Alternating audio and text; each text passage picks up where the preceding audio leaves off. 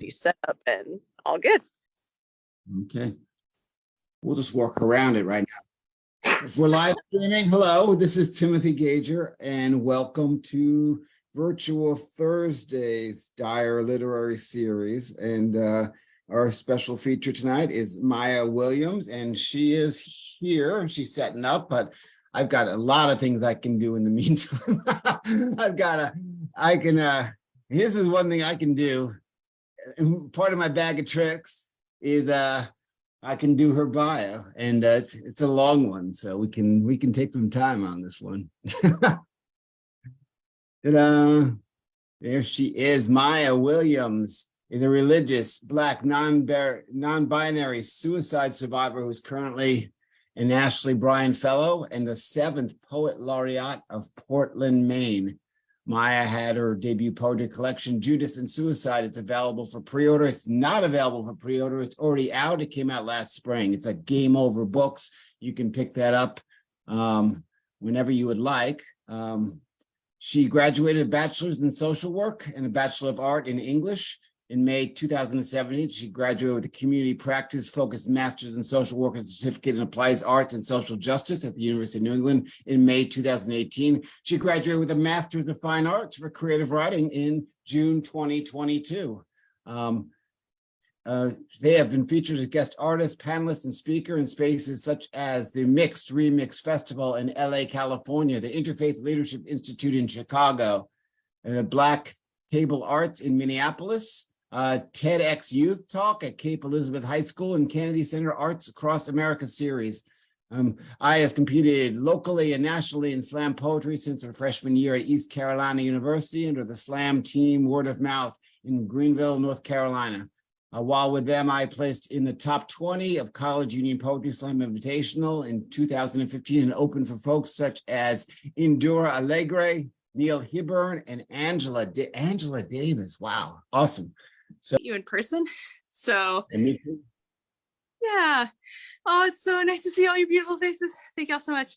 I am going to read 4 poems from my collection Judas Suicide that is coming out May 23rd.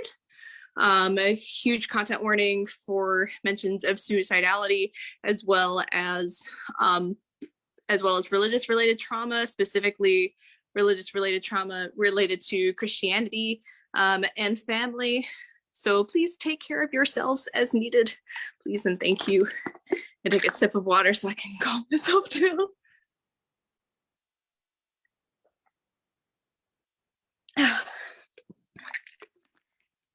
And before each poem, it begins with an epigraph of a Bible verse related to the poem. So I'll read the title of the poem, the epigraph, and the poem itself. And I'm reading a total of 4 poems tonight.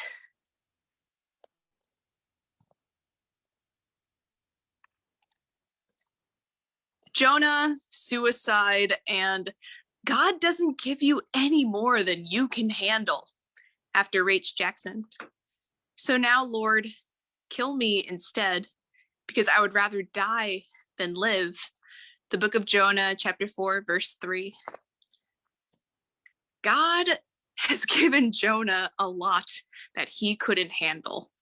That's why when he had to go to Nineveh, he tried his best to avoid it.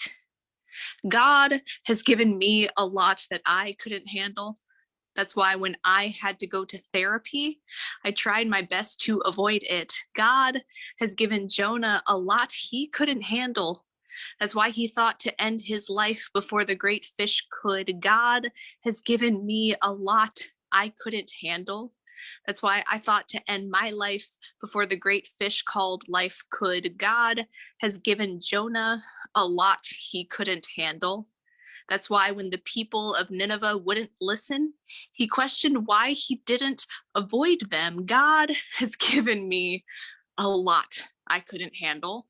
That's why when the people of my family wouldn't listen, I questioned why I didn't avoid them. God has given Jonah a lot he couldn't handle. That's why he thought of ending his life again after the great fish couldn't. God has given me a lot that I couldn't handle. That's why I thought of ending my life again after the great fish called life couldn't. God allowed our fish to swallow us whole. Thank you.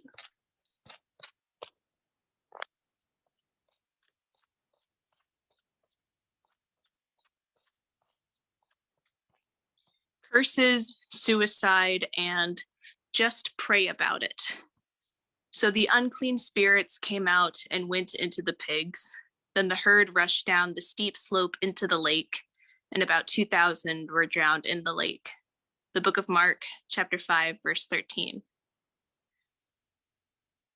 I jump off and hold my breath.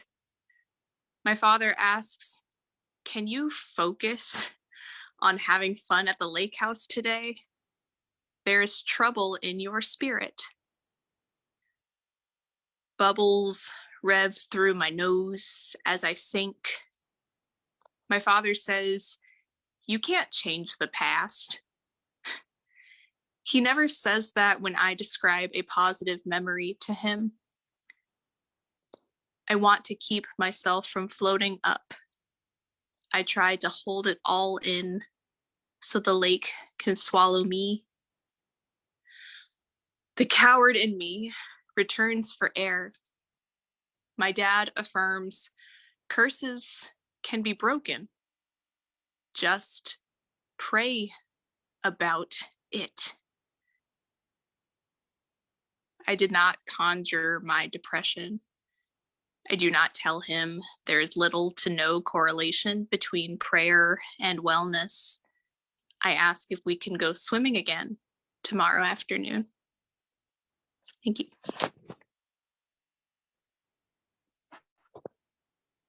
This third piece is the title poem, Judas and Suicide. So Judas threw the silver coins into the temple and left.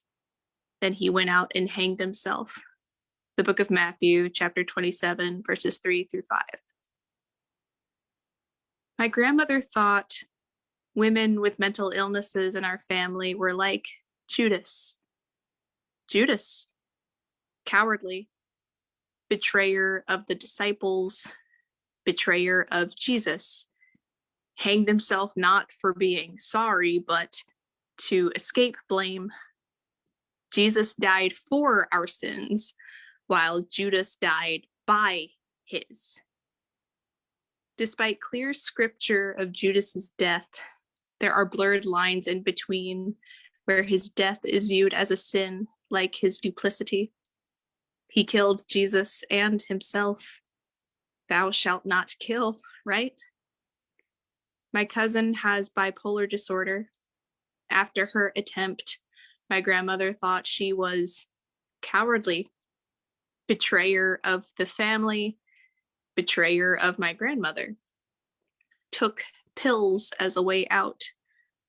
I have obsessive compulsive disorder. I mention my attempt.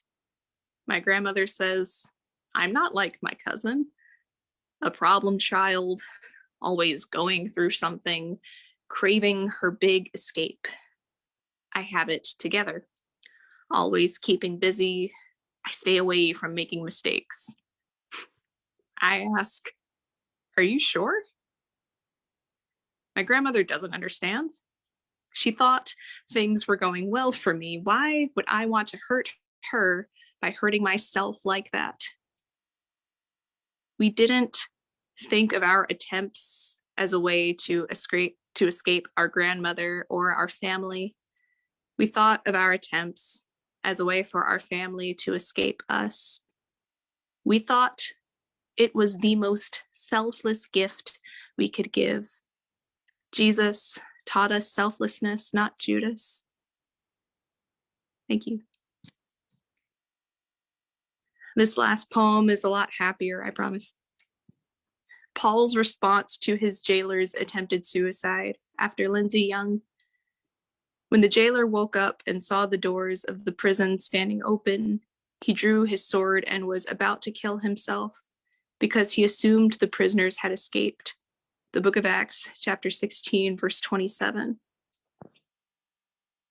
Hey, Look at me, man.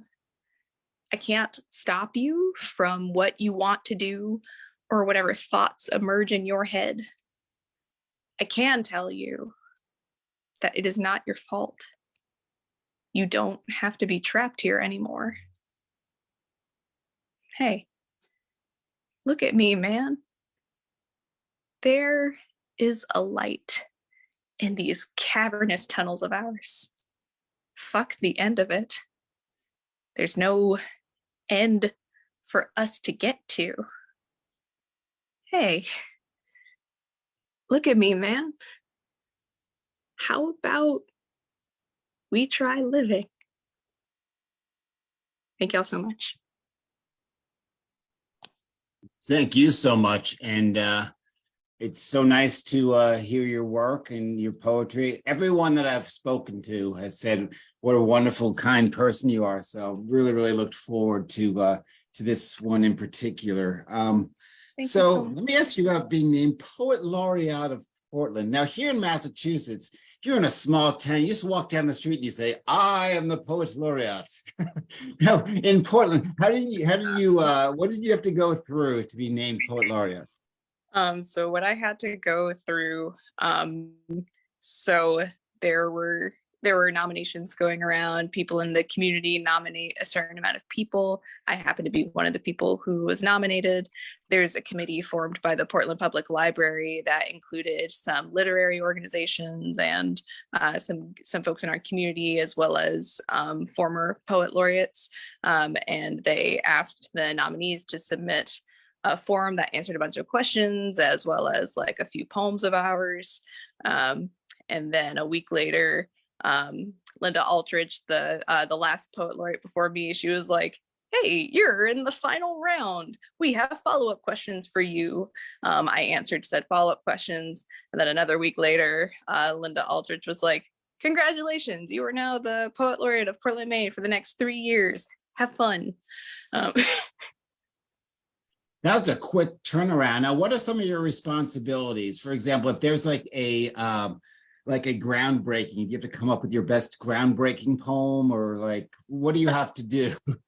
So my responsibilities just honestly creating programming in collaboration with the Portland Public Library and making sure that those are complete before the end of my term. I know that for me personally, I found it easier to like have one big program each year of my term.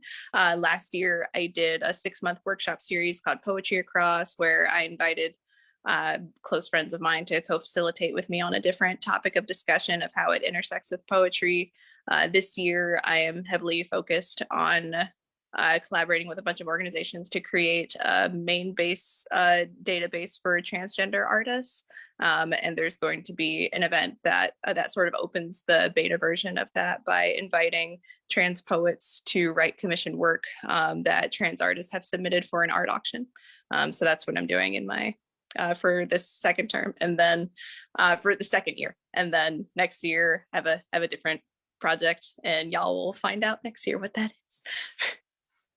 I got a great question from Robert. Robert says, your poems include religious Christian references. In this time of correctness, in parentheses, how have your poetry been received? What define correctness for me? I guess my guess is your basic political correctness. You can't really, you got to stay on the straight and narrow. You can't talk suicide. You can't talk badly about the church. You can't.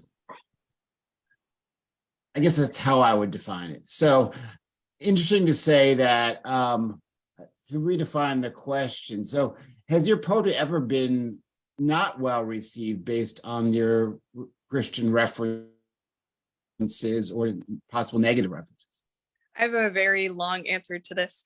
When it comes to the phrase political correctness, there's a huge difference between marginalized people calling attention to what should have never been said, versus coming to a point where it's like, hey, why aren't you calling it as it is? So I want to be sure that I distinguish between the two.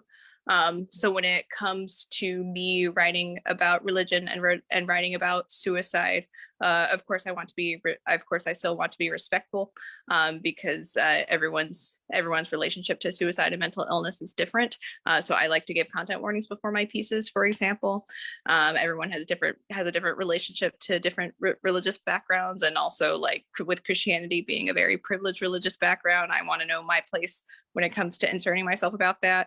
And at the same time, when it comes to being a Black Christian, when it comes to being a Black trans Christian, when it comes to engaging with people who tell me, hey, but my theology says that your existence is a sin, that becomes a whole different conversation, as far as, like, you don't get to tell me that that my existence does not matter. You don't get to tell me that that God's design for me was unintentional. You don't get to tell me that when it comes to mental health issues, you don't get to tell me that God created me in order to endure pain, because I do not believe that God created us to endure pain. And my book explores those themes as well. I truly want it to be a conversation, and I also want to be sure that I protect myself and protect others to the best of my ability. And I hope that answers the question. Oh, that's a great answer. Dick Westheimer noted such defined rhythmic elements to your poems. Do these emerge unbidden or as you are writing, or do you find yourselves revising towards the music? Could you repeat that one more time? All right, so Dick noticed the rhythmic elements to your poems. Do they come out naturally, or do you go towards the music when you're revising? Ooh, that's a good question. I do like to make sure that, like, whenever I go into whenever I go into revision, that I have fun reading them out loud. If it feels weird in my mouth, I do edit it to make sure that I can read it aloud. And also, I'm willing to acknowledge that, like, I have a theater background, and I'm willing to acknowledge that I have family members who are closely aligned with the church, and I appreciated the poet laureate of Portsmouth, New Hampshire, Dianelli Antigua. She brought to my attention. She was like, "You sound like a pastor when you read poems," and that was honestly the very first time someone has told me that, and it helped click things for me in that regard. Sandra from says that Maine is fortunate to have you as poet laureate. Have you ever met the poet laureate in Louisiana, Mona Lisa Saloy? Or Saloy? If not, I would love to. So Sandra, maybe you can set that up for us. Yeah, get her on the line, right? Please get her on the line right now. I noticed the first line of your bio mentions you as a suicide survivor. Very often that term is kind of ambiguous, whether you are the person involved in the act or you survived somebody else's suicide. Sure. So based on your readings, my guess is you survived the act. Is that a good assumption to make? Yeah, when I call myself a suicide survivor, I use that phrase to describe how I survived an attempt. I use that phrase to describe my nonlinear relationship with suicidal ideation. And also I get to define that because it's my experience, and I get to share what little or lots of information behind that. In preparation for my TEDx talk a year ago, I remember the coach I was assigned to kept asking, like, well, how did it happen? And I remember telling him, like, I don't have to tell you how it happened. I just need to tell you that it happened and that it affected me. So. Now, when you write about it, do you ever feel vulnerable? Is it cathartic to write about it, or is it difficult to write about it in your experience? It is very cathartic to write about. I will say the difficult aspect of it is making sure that, to quote another poet who had described something similar, like, it's difficult trying to navigate whether or not I'm writing from the scar or if I'm writing from the wound. If I'm writing from the wound, that means that it's still fresh and I still haven't heavily processed it yet. and therefore like it's not ready to be shared out in public yet, because I don't think I need to be processing my life out in public like that. Versus writing from the scar, it's like I got to process it a lot. That doesn't mean that it doesn't affect me. It still very much affects me, but I've been able to process it and have an ongoing journey of healing from it before sharing it with people. The poems you read tonight really kind of go over the misunderstandings that people have about suicide. Do you feel that expressing them in poetry allows people to understand it better? Yeah, I love how accessible poetry is and how accessible poetry can be, because I understand that's not everyone's first relationship to it. Like I work with youth a lot, so whenever youth tell me I don't like poetry, I'm like, that's fair. It's because you had a really shitty teacher. That's true. Or like you had a teacher whose definition of poetry was dead white able-bodied men. When you book Judas and Suicide is your first book, tell me how it felt when you opened the box. You know, when you had I actually did not receive the box yet. Oh my goodness. I will describe what it felt like to see my cover art for the first time. I received an email from the lovely Catherine Weiss. Catherine Weiss is an incredible poet, and they designed my cover art. And looking at the green tears spurting out of like this human on the cover, I'm just like, it's beautiful. Because I remember like emailing to them when they were like, what's your concept? I was like, images that keep coming up are pills, because I write there are poems I write about medication. That there are images that come up around like prayer and like prayer cards. I made it clear that I did not want a religious iconography on my cover, because yes, I do write about religion, but I don't want any crosses or other iconography to deter people from purchasing the book. And then I said tears, because I have a series of poems that describe specifically about like where the phrase of, oh, if you stop crying, it won't hurt as much, sort of comes from for me and me dealing with that over the years. And then apparently for Catherine, like the main image that stuck with them was tears. And that's what came up. And I was like, oh my goodness, it's gorgeous. Dick's asking, has writing any of your poems revealed new insights as if they'd been epiphanic into your surviving suicide to you that you didn't know until you wrote the poem? Ooh, that's a very good question. Oh my goodness, that's such a good question. I've never received this question before. Let me think about it for a second. Oh wow.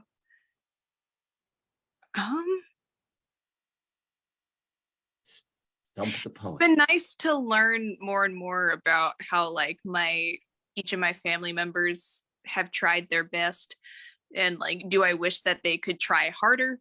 Yes. Do I wish that they would have succeeded? Yes. And at the same time, like recognizing more and more about our need to focus on the systems that are responsible for perpetuating mental health issues, and like how suicidality is not just a matter of like, hey, call this hotline. It's also like, hey, can you make sure this person has enough funds to live?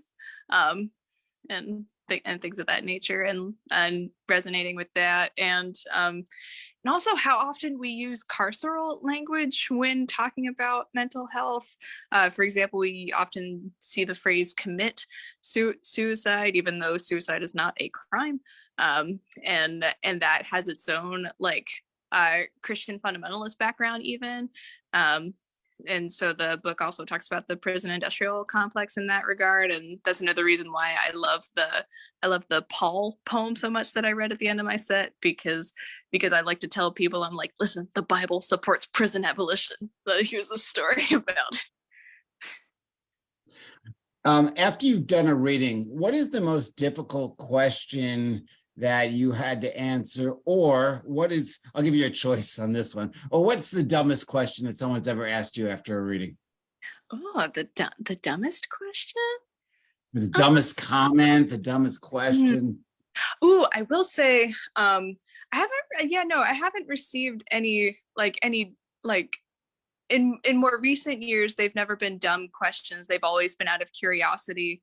So I always want to try to make sure that like I address the person's curiosity before I like judge the person themselves, and like and also I never want to come from a place where it's my place to judge anyone either. And coming as from a religious perspective, as far as like only God can really judge us. And at the same time, I remember when I first started performing poems, I used to perform a poem a lot about the first friend that I lost to suicide, whose name is Michael. And someone had come up to me afterwards and was like, oh my goodness, it's such a shame what had happened. And I'm like, and then he's like, yeah, it sucks that we lost Michael Jackson. And I'm like, oh no, that is not what poem was about at all. And this person felt really embarrassed upon me explaining what the poem was about, and I felt bad. And at the same time, it's like, how did your what?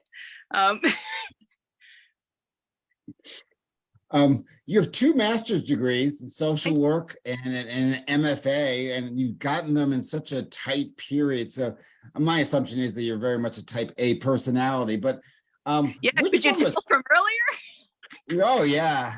Which of those degrees was hardest to earn, and which one do you apply more to your life today?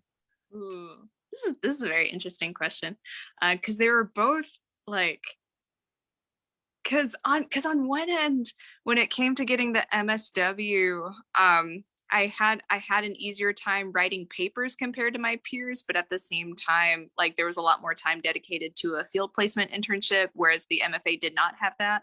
But then when it came to the MFA and having to put so much work and dedication into a thesis that ended up changing over time, and then as soon as you reach like the final point of the MFA and you're like, oh, I have these series of poems that I'm just going to be editing, right? And it's like, no, you're writing a shit ton of new poems. And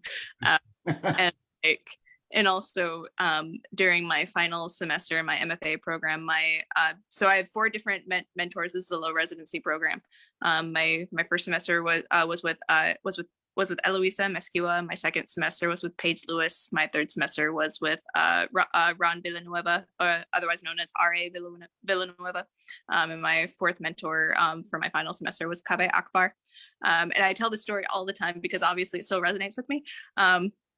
And he was like, so in your manuscript so far, you write a lot about other people when it comes to grief and your external response to grief. I'm not seeing enough of internal response to grief.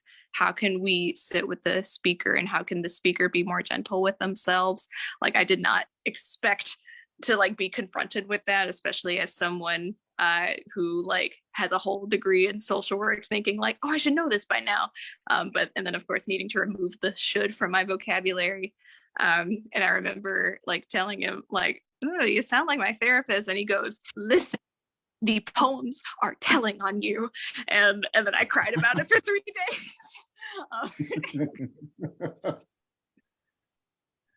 You've won a lot of slam competitions in the national slam and locally and nationally.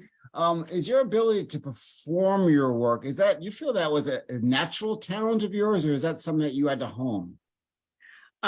So I won a lot of regional slams. I did not win any national slams. I just happened to place high enough in some national slams with a group. And like it took time to hone it. And at the same time, I thank my theater background for giving me that form of ease. So over time, it's become something that I'm comfortable with, and at the same time, it does surprise people when I tell people like, oh yeah, there's always that tinge of nervousness before going on stage, and folks are like, really? I couldn't tell, and I'm like, good, you're not supposed to. Your essays, I went to your website, checked out a lot of your essays, and the ones that really stuck out were Suicide Survivor, your essay on Elliot Page, because I'm a big fan of the Umbrella Academy, and also how Hollywood protects Black viewers' mental health. So obviously you love socially conscious work and you want to make a difference, then that's your sweet spot. What is your axis to? If Like, where do you go if you're not doing socially conscious work? That is a very good question. I make sure I spend time with my partner. God bless him, because he's very good at like being like, okay, come sit with me. We are going to look at your Google Calendar and we are going to select dates that you are completely free. And you are not running about anywhere and you're not working on any like upcoming assignments or essays or editing or like any work stuff, whatever. So God bless him, and making sure I spend enough time with other loved ones in my life, especially my chosen family, and also just making sure I'm writing for me, and having to remind myself like I don't have to publish everything, or I don't have to submit everything I write for publication, or I don't have to perform everything that I write. Last September, you were on a panel about poets on suicide and survival. I was. And so I know Sky Jackson was on that panel, and so was besides you, so was Joan Glass, I believe. Yeah. But my I love question, yeah, did you discover by hearing other poets work and take on suicide, did you discover anything new about how you viewed it? The poet I always go back to when it comes to giving me a lot of insight to write about suicide, especially when it came to like, I've always written about this, but then it wasn't until 2017 where I started to name that that's exactly what I write about. And it wasn't until 2018 that I started inserting the phrase suicide survivor in all of my bios. I always go back to Anis Mojgani, who is the poet laureate of the state of Oregon. I'm only the poet laureate of a city. He's the poet laureate of a whole fucking state. And how well he writes about grief and writes about suicidal ideation, and opening my eyes around like how we can be gentle with ourselves about it, especially when it comes to every single one of us has questioned our mortality at some point, and the more that we are open about it, the more we can be gentle with ourselves about it. Oh, great. Well, I want to really thank you for being here, and I'm going to show people your beautiful cover that you talked about. As you were answering that last question, I was like, all right, website, no, Twitter, no, Facebook. I know I saw the cover before, but there it is with the tears and Judas and suicide, and the colors are beautiful. Shout out to Catherine Wise. And shout out to these photos on my Facebook. Oops. We didn't have consent to show photos of anybody else, just saying. But if you want to find out more about Maya, it's MayaWilliamsPoet.com, and you can find out about her. There's a lot of links and publications and essays and poems and all kinds of stuff. You can book her for events. You can contact her. It's wonderful stuff. And thank you so much. Thank you so much. And thank you all again for your patience at the beginning. And this is such a lovely, glorious space. Thank you all for your kind questions and your kind insight. All right, and folks that are watching on this stream, welcome. We're gonna start off the stream right now. If you'd like to come in and be on the open mic, feel free to use the link. I will let you in, and that's perfectly okay. If you happen to ask questions on the stream, I can't see them, so my apologies. I'm sure there were some great ones. There always are. So anyway, thanks, and we'll see you next week when our guest is Hannah Schward.